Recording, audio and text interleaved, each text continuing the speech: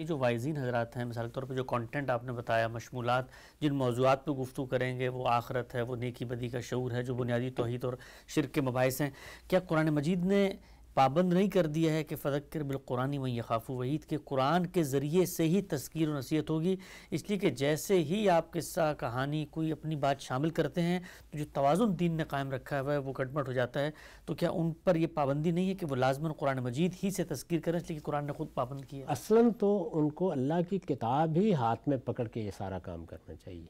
اللہ کی کتاب ہی کو چھوڑ دیا جاتا ہے، جس کے نتیجے میں پھر رتب و یابس در آتا ہے. اللہ کی کتاب کو محور کی حیثیت سے ہونی چاہیے. ہمیں تو یہ کہا گیا ہے کہ خاص طور پر غیر مسلموں کے معاملے میں تو آپ صرف اللہ کی کتاب پہنچائیں گے، لیکن مسلمان چونکہ کچھ تعلیم کا بھی متقاضی ہوتا ہے تو اس وجہ سے آپ کو بعض اوقات دوسری چیزیں بیان کرنی پڑتی ہیں، لیکن اس کے ذیل میں رکھ کے بیان کرنی چاہیے. ورنہ قرآن پڑھیں، قرآن مجید پڑھ کے سنائیں.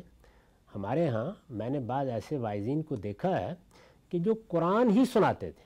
تو یہ تو کوئی نزاع کی چیز ہی نہیں. قرآن کو محور ہونا چاہیے، مرکز ہونا چاہیے، اصل بنیاد اس پہ رکھنی چاہیے. اسی لیے میں نے عرض کیا کہ جنت کا ذکر ہے تو قرآن نے کر دیا ہے، جہنم کا ذکر ہے تو قرآن نے کر دیا ہے.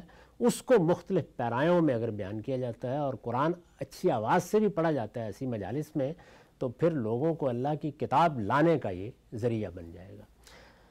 یہ علم میں ہمارے کہ جو قرآن کی طرف رجوع کی تحریکیں ہیں، ان میں بھی اگر آپ غور کر کے دیکھیں تو بڑے غیر معمولی طریقے سے لوگوں نے اللہ کی کتاب کو لوگوں کے لیے سب سے محبوب چیز بنا دیا، اور ایسے لوگ ہم نے دیکھے. تو میری گزارش یہ ہے کہ یہ تو بالکل درست بات ہے کہ اس میں محور اور مرکز کی حیثیت بعض میں اللہ کی کتاب ہی کو حاصل ہے. اس کی ہمیں تعلیم بھی دی گئی ہے، اس کا ہمیں پابند بھی کیا گیا ہے.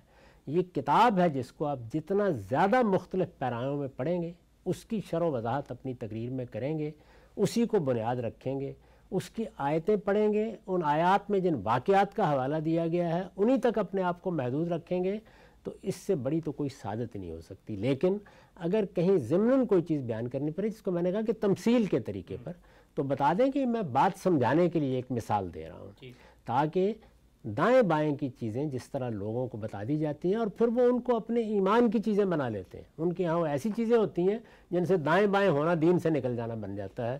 تو اس میں متنبع رکھیں اللہ کی کتاب، اور اس کے بعد اگر کسی چیز کو بیان کرنا ہے تو وہ رسالت مآب صلی اللہ علیہ وسلم کی مستند احادیث، یعنی وہ بھی ظاہر ہے کہ اسی کے ذیل کی چیزیں ہیں، ان کو بیان کریں.